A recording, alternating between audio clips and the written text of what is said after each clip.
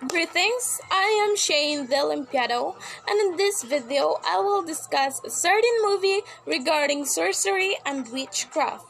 During this discussion, I will answer the 6 questions regarding the movie that I have watched. So, what are we waiting for? Let's begin! The first question: what is the title of the movie? The title of the movie is The Witches.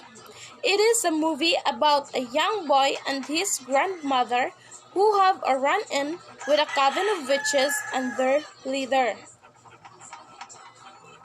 Second question: where and when is the setting of the story? The setting of the story is set in the rural Alabama town of Timopolis in late 1967. Third, who are the characters?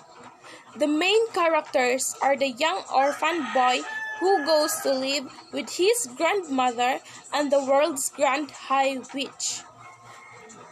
Fourth, based on these elements, from which culture does the film base its conception of sorcery or witchcraft?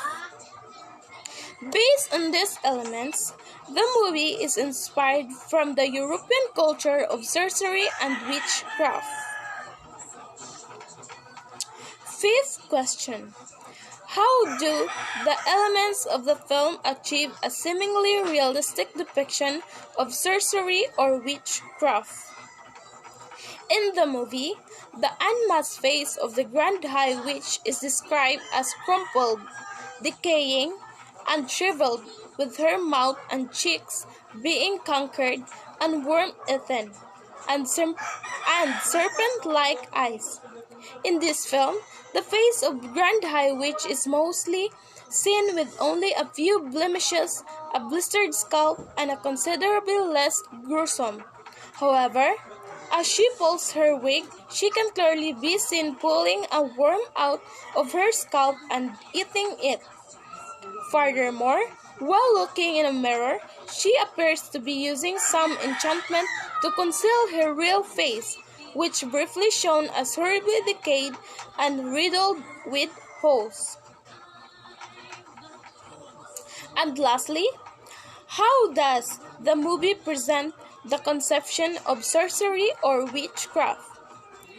The movie presents a concept of witchcraft because the coven of witches are proportionate to how we typically imagine how they will look like. For instance, the Grand High Witch in disguise is described as a Pittite.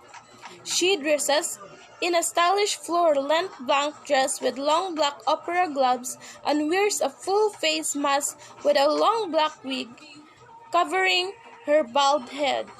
In contrast, Anne Hathaway, the artist with who portrayed the character, stands at 5'8" and is seen wearing a rather sexy long purple dress with a figure hanging metallic gold serpent designed around it. She also wears a layered chin-length platinum blonde wig instead of a long black wig. Most noticeably, she does not wear a physical mask, although it is implied that she uses magic to conceal her realistic and disguised face. And that's all in this discussion. Hope you learned something. God bless!